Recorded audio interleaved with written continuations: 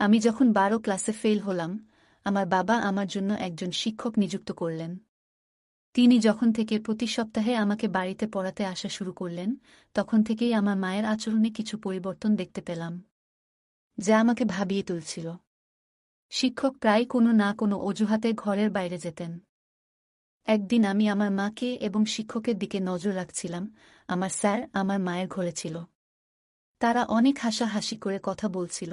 তারপর যা দেখলাম তাতে অবাক হয়ে গেলাম। একদিন যখন মা কাজের জন্য বাইরে গিয়েছিলেন, আমি বাড়িতে তখন একা ছিলাম। আমি টিউশনের জন্য প্রস্তুতি নিচ্ছিলাম। আমি একটি ছোট ফ্রক পরেছিলাম। সেই পোশাকে আমাকে অনেক সুন্দর লাগছিল। আমি আমার স্যারকে মনে মনে ভালোবাসতাম। যখন টিচার টিউশনে এলেন, তিনি আমাকে বারবার দেখতে লাগলেন। আমার শিক্ষক আমাকে পড়াচ্ছিলেন। হঠাৎ তিনি কিছু সময়ের জন্য আমাকে লক্ষ্য করে তাকালেন, তারপর মৃদু হাসি দিয়ে বললেন, তুমি তো অনেক সুন্দর। তোমার মায়ের মতোই ভালো দেখাচ্ছ। এরপর তিনি আরও বললেন, তোমার মধ্যে সত্যিই কিছু বিশেষ কিছু আছে, যা আমি খুব পছন্দ করি। এই বলে তিনি আমার কাছে এসে বসলেন। তারপর আমি পূজা, ১৭ বছর বয়সী। ছোটবেলা থেকে আমি কিছুটা শান্তশিষ্ট ও সুন্দর মেয়ে ছিলাম। গায়ের রং ছিল একদমই ফর্সা। আমার জীবনে এমন কিছু ঘটে যাবে আমি কখনো ভাবিনি। কারণ আমাকে টিউশন পড়াতে আসা স্যারের প্রেমে পড়ে যাই। কিন্তু সেই স্যার আমাকে আর মা এর সাথে এমন কিছু ঘটে যা আমরা কখনো ভাবতেও পারিনি। বন্ধুরা, আজকের গল্পটা অনেক বেশি স্পেশাল। আশা করছি তোমাদের ভালো লাগবে। গল্পগুলো ভালো লাগলে ভিডিওটি লাইক, শেয়ার এবং চ্যানেলটি সাবস্ক্রাইব করো। সাধারণত আমি কলেজে যাওয়ার কথা ছিল, কিন্তু ১২ ক্লাসের গণিতের কারণে আমার পরীক্ষা ফলাফল খারাপ হয়েছিল। অঙ্কে আমার অনেক দুর্বলতা ছিল, আর তাই আমি সেই বিষয়ে ভালো করতে পারিনি। বাবা কখনো আমার জন্য টাকা দিয়ে সাহায্য করেননি। তার কথা ছিল, তুমি নিজেই পরিশ্রম করো, তবেই তুমি কিছু অর্জন করতে পারবে। কিন্তু বাস্তবতা হল, আমি শুধু এক বিষয়ে খারাপ ফল করেছি, এবং আমাকে সে বিষয়টি পুনরায় পরীক্ষায় বসতে হবে। তবে বাবা আমাকে পুরো বার্ষিক পরীক্ষায় আবার বসতে বললেন, মানে সব বিষয়ে আবার শিখে পরীক্ষা দিতে হবে। গণিত, বিশেষ করে, আমার জন্য ছিল একটি বড় চ্যালেঞ্জ। বাবা এবার একটু কঠোর সিদ্ধান্ত নিলেন। আগে তিনি আমাকে টিউশনে পাঠাতেন এবং আমি কোচিং ক্লাসেও যেতাম। তবে এবার তিনি বললেন, তুমি কোচিংয়ে গিয়ে মনোযোগ দিচ্ছ না, তাই এবার তোমার জন্য বাড়িতে একজন বিশেষ শিক্ষক লাগবে, যিনি শুধুমাত্র গণিত পড়াবেন। বাবার এই সিদ্ধান্ত আমাকে খুব ভালো লাগেনি। তবে আমি কিছু বলতে পারিনি। মা সবসময় বাবার সামনে কোনো কিছু বলতে ভয় পেতেন। এরপর নতুন শিক্ষককে সাহায্য নিয়ে আমি আবার মন দিয়ে পড়াশোনা শুরু করলাম। বিশেষ করে গণিতের প্রতি আমার মনোযোগ আরও বাড়ানোর চেষ্টা করলাম। আমি বাবার সিদ্ধান্তকে সঠিক মনে করতে লাগলাম। কয়েক দিনের মধ্যে আমার পড়াশোনা ও টিউশন শুরু হল। এটি ছিল টিউশনের প্রথম দিন। স্কুল থেকে দুপুর ১২টার দিকে বাড়ি ফিরলাম এবং মা আমাকে বললেন ১টার মধ্যে সবকিছু গুছিয়ে নিতে। কারণ ২টায় আমার টিউশন শিক্ষক আসবেন। সেদিন প্রথমবার আমি শিক্ষকের সাথে দেখা করলাম। তিনি প্রায় ৩০ বছরেরও কম বয়সী একজন যুবক। মা তাকে একটু জল দিলেন এবং তিনি জল পান করার সময় কিছুটা লজ্জিত মনে হচ্ছিলেন। সম্ভবত আমি তার প্রথম ছাত্রী ছিলাম। আমি চাইছিলাম যে আমি গণিত ভালোভাবে শিখি। প্রথম দিন শিক্ষক খুব বেশি চাপ দেননি, তাই আমি একটু স্বস্তি পেলাম। তবে শিক্ষককে দেখে মনে হয়েছিল তিনি খুবই পেশাদার এবং কিছুটা লাজুক প্রকৃতির মানুষ ছিলেন। কিছুদিন ভালোভাবেই কাটল। শিক্ষকের পাঠদান সংগঠিত ছিল, কিন্তু গণিত এখনও আমার কাছে অস্পষ্ট ছিল। টিউশনের মধ্যে মাঝে মাঝে আমি ঘুমিয়ে পড়তে শুরু করলাম। যখন শিক্ষক পানির জন্য ঘর থেকে বের হতেন, তখন হঠাৎ করে আমার ঘুম চলে আসত এবং আমি ১ থেকে ২ ঘন্টা ঘুমিয়ে থাকতাম। শিক্ষক কখনোই আমার এ বিষয়ে কিছু বলেননি বা মার কাছে অভিযোগ করেননি। আমি বুঝতে পারছিলাম যে শিক্ষক সত্যিই ভালো, কিন্তু আমার ঘুমানোর পর অন্য জায়গায় কিছু ঘটছিল যা আমার অজানাই ছিল। মা এবং শিক্ষকের মধ্যে কিছু চলছে, কিন্তু তাতে আমার দৃষ্টি পড়ছিল না। আমি কিছুই বুঝতে পারছিলাম না। আমার চোখের আড়ালে কিছু একটা ঘটছিল। একদিন টিউশন চলাকালীন হঠাৎ করে আমার কাশি হতে লাগল এবং তা বন্ধ হতে চাইছিল না। আমার কাশি করতে দেখে শিক্ষক আমার পিঠে হাত দিলেন। কাশির শব্দ মায়ের কাছে পৌঁছালে তিনি তাড়াতাড়ি জল নিয়ে এলেন। সেই সময়েও আমি শিক্ষকের উপর নজর রেখেছিলাম। মায়ের হাত থেকে পানির গ্লাস যখন শিক্ষক নিলেন, তখন তাদের হাত একসাথে লাগার মতো হল। এটি দেখে একটু অস্বস্তি অনুভব করলাম এবং কেন জানি মায়ের উপর রাগও হচ্ছিল।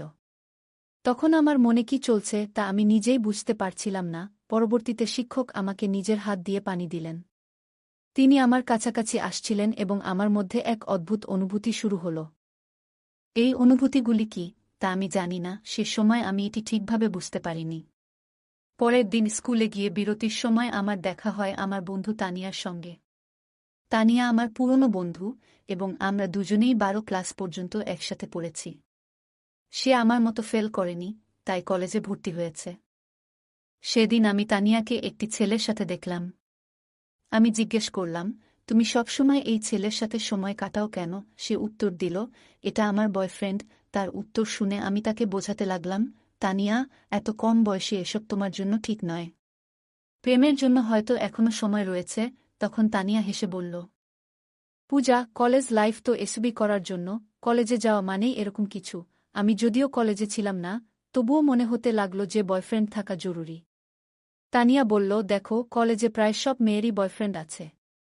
তুমি এখনও স্কুলে, তাই হয়তো বয়ফ্রেন্ড গার্লফ্রেন্ড সম্পর্কের ব্যাপারে তোমার ধারণা খুব স্পষ্ট নয়। আমি বুঝানোর চেষ্টা করছিলাম যে এটি সঠিক নয়, কিন্তু এর মধ্যে সে হেসে বলল, তাহলে কি তোমারও কোনো বয়ফ্রেন্ড আছে? তার এই প্রশ্নে কিছুটা বিব্রত হয়ে আমি বললাম, না। আমার কিছুটা ধীরতা দেখে তানিয়া বলল, পূজা, তুমি 12 ক্লাসে পড়ছ বটে, কিন্তু তা বলে তোমার বয়স তো আমার সমান।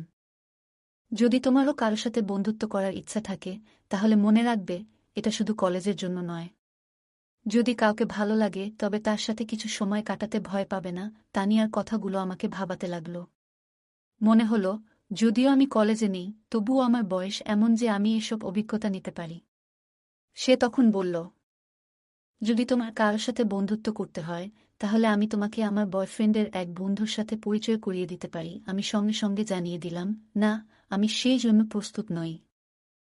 কারণ আমার বয়সের ছেলেদের প্রতি আমার বিশেষ আগ্রহ ছিল না।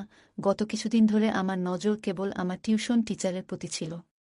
কখনো কখনো অনিচ্ছাকৃতভাবে টিচারের হাত আমাকে স্পর্শ করলে এক ধরনের অনুভূতি আমার মনে জেগে উঠত।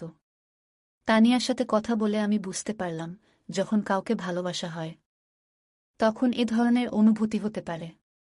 এখন আমি বুঝতে পারলাম যে আমার টিউশন টিচার আমাকে ভালো লাগছে, আর তাদের বয়সের বিষয়টি আমার কাছে অপ্রধান হয়ে পড়ে।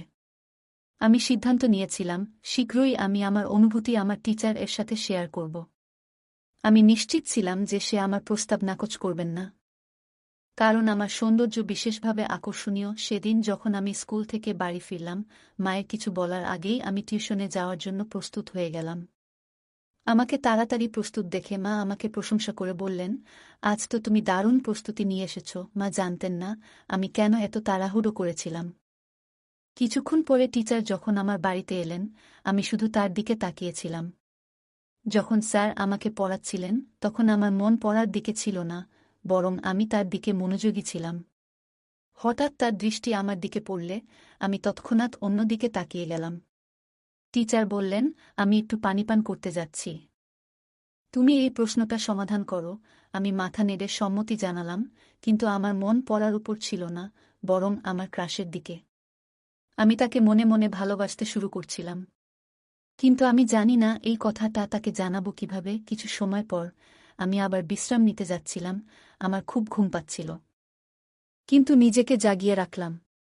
অনেক সময় পার হয়ে গেল এবং টিচার ফিরে আসলেন না। তাকে ডাকতে বাইরে গেলে দেখলাম সে হলরুমে মায়ের সাথে বসে আছেন। আমার টিচার মায়ের কাঁধে হাত রেখে গল্প করছিলেন, যা আমার কাছে একটু অদ্ভুত লাগল। আমাকে দেখেই সে মায়ের থেকে কিছুটা দূরে সরে গিয়ে বললেন, আমার একটু অলস লাগছে, তাই আমি তোমার মাকে বলেছিলাম আমার জন্য চা বানাতে। আমি মাথা নেড়ে কিছু বললাম না। মা বললেন, ঠিক আছে, আমি চা বানিয়ে নিয়ে আসছি। এই সময়ে তুমি পূজার টিউশন চালিয়ে যাও। আমি চা তোমার ঘরে নিয়ে আসব। টিচার আমার সাথে ফিরে ঘরে এলে আমি তার পাশে বসে কিছু গণিতের প্রশ্ন জিজ্ঞেস করতে লাগলাম। আসলে আমি কিছুই বুঝছিলাম না, কিন্তু ইচ্ছাকৃতভাবে বারবার তার কাছে প্রশ্ন করছিলাম। পড়ানোর সময় টিচার আমাকে একটি সংখ্যা লেখার জন্য বললেন, কিন্তু আমি ভুলবশত সেই সংখ্যা উল্টো লিখে ফেললাম।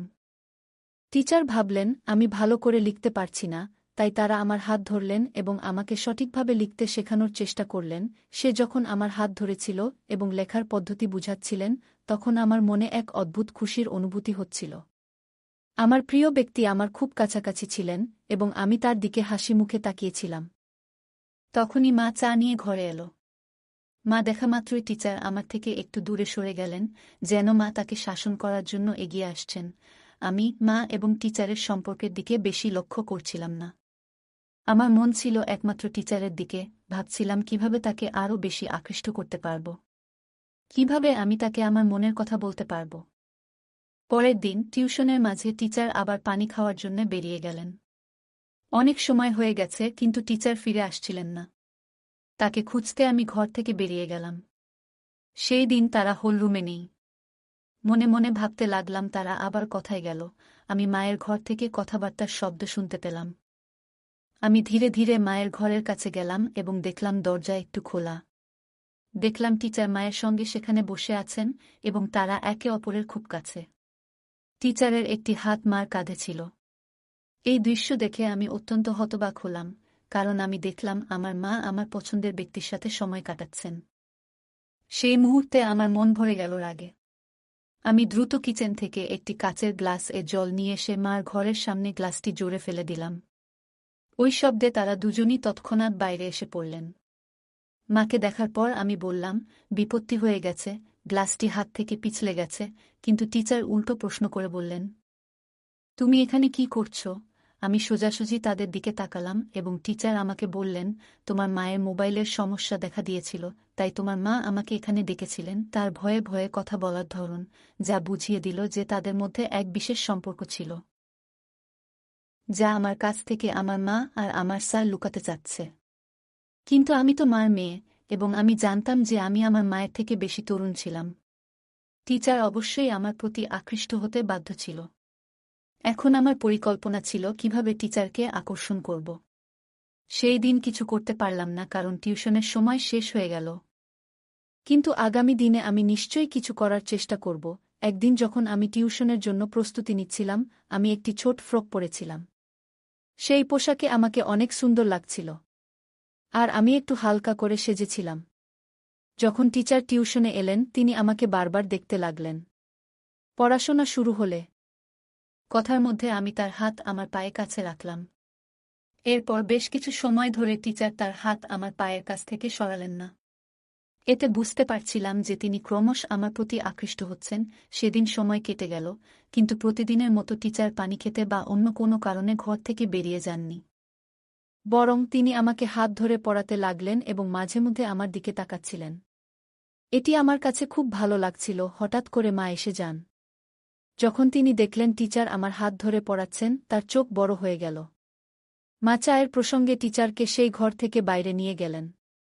আমি স্বভাবতই টিচারের পেছনে চলে গেলাম। টিচার সরাসরি মায়ের ঘরে না গিয়ে বাইরে হলের একটি কোণে বসে থাকলেন। মা আমাকে কিচেনে নিয়ে গিয়ে গম্ভীরভাবে বলতে লাগলেন, তুই আর ছোট নেই, এইভাবে অচেনা মানুষের সামনে ছোট পোশাকে ঘুরে বেড়াতে তোর কিছু মনে হয় না? তিনি বললেন, এটি আমার প্রথম এবং শেষ সতর্কতা। মার গম্ভীর মুখের দিকে তাকিয়ে আমার মনে হল তিনি সত্যিই চিন্তিত। আমি চেষ্টা করছিলাম যেন তিনি সতী সাবিত্রী যেভাবে থাকেন, কিন্তু তার বিয়ে হয়ে গেলেও তিনি একজন যুবকের সাথে সময় কাটাচ্ছেন। আমি তখন এমন পোশাক পরেছিলাম যা মায়ের কাছে অশালীন লেগেছিল। যখন আমি কিছু বলতে যাচ্ছিলাম, ঠিক তখনই বাইরে থেকে বাবা ডাকলেন। সেদিন বাবা আগে বাড়ি এসেছিলেন।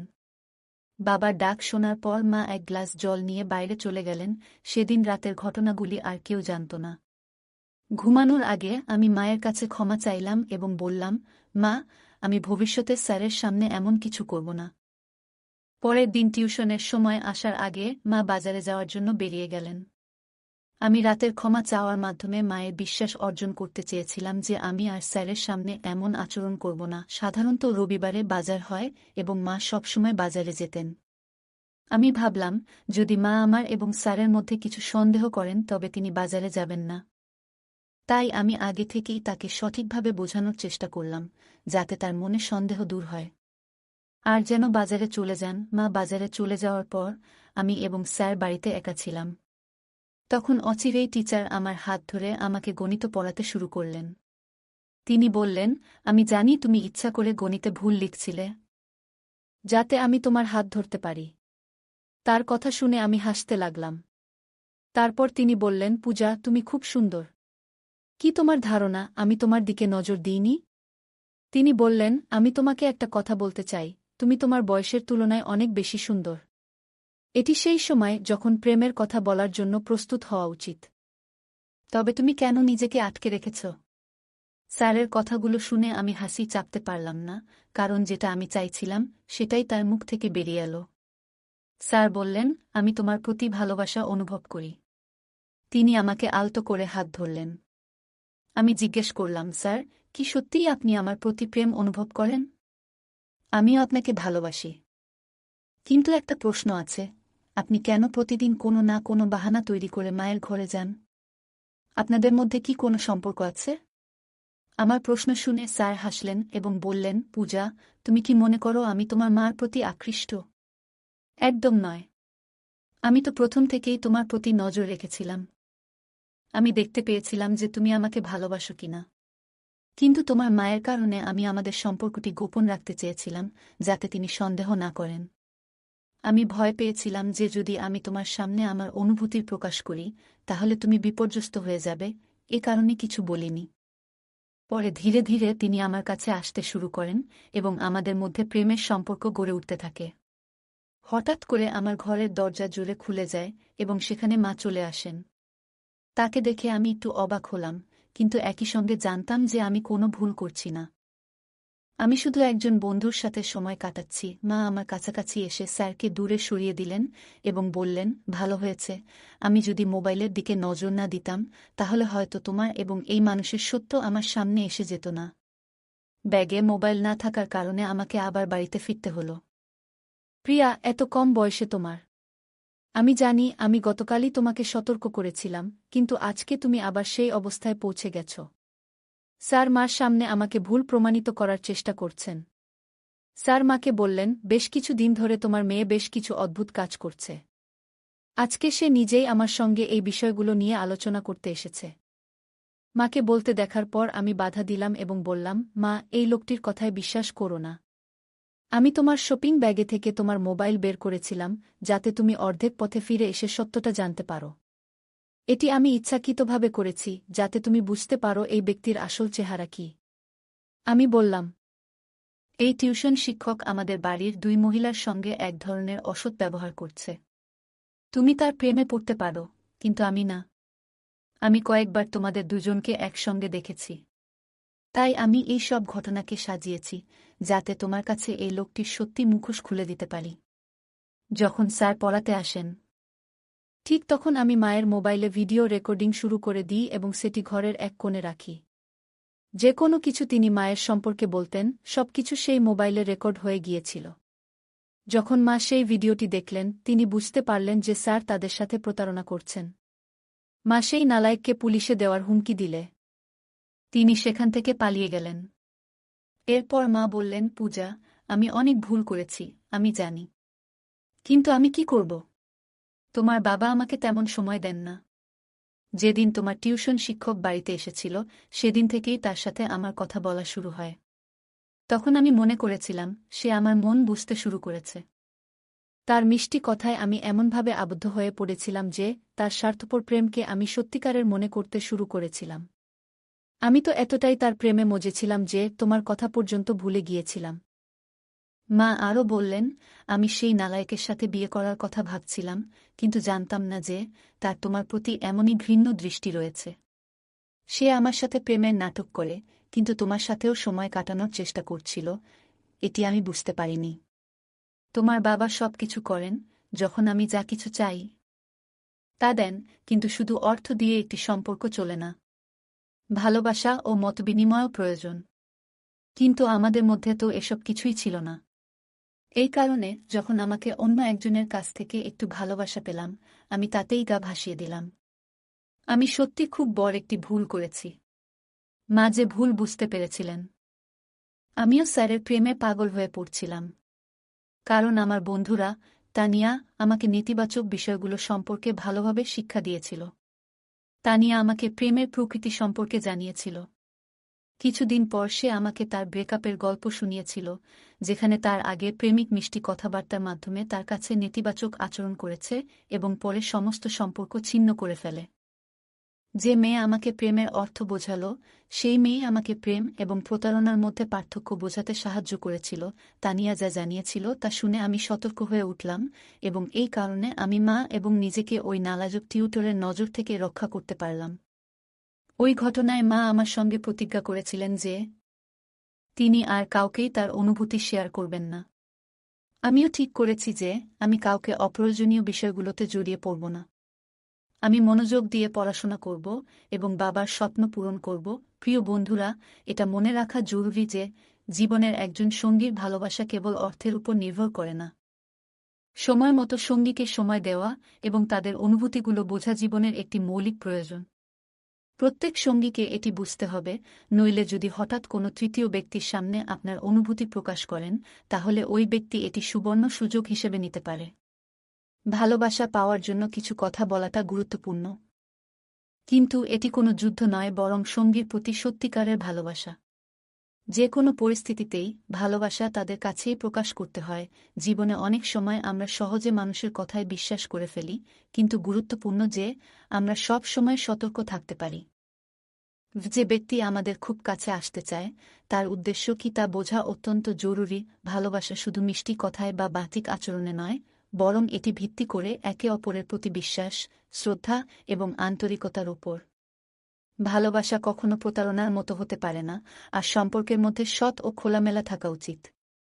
যে কোনো পরিস্থিতিতেই নিজের সম্মান এবং আত্মমর্যাদা রক্ষা করা অত্যন্ত গুরুত্বপূর্ণ। কখনো এমন কোনো পরিস্থিতি তৈরি হলে যেখানে আমাদের সম্মান বা নিরাপত্তা হুমকির মুখে পড়বে, তখন তা থেকে বের হয়ে আসতে হবে। এখানে স্যারের আচরণ ছিল প্রতারণামূলক, তবে মা প্রথমে তা বুঝতে পারেননি। গল্পটি আমাদের শেখায়, প্রেম এবং সম্পর্কের মধ্যে স্পষ্ট পার্থক্য থাকা উচিত। ভালোবাসা কখনো কারো দুর্বলতা বা অপব্যবহার করে না, তা একে অপরের সম্মান ও সহযোগিতায় ভিত্তি করে গড়ে ওঠে। কখনো যদি কোনো সম্পর্কের মধ্যে একপাক্ষিক বা একতরফা কিছু ঘটে, তবে সেটি প্রেম নয়, বরং প্রতারণা।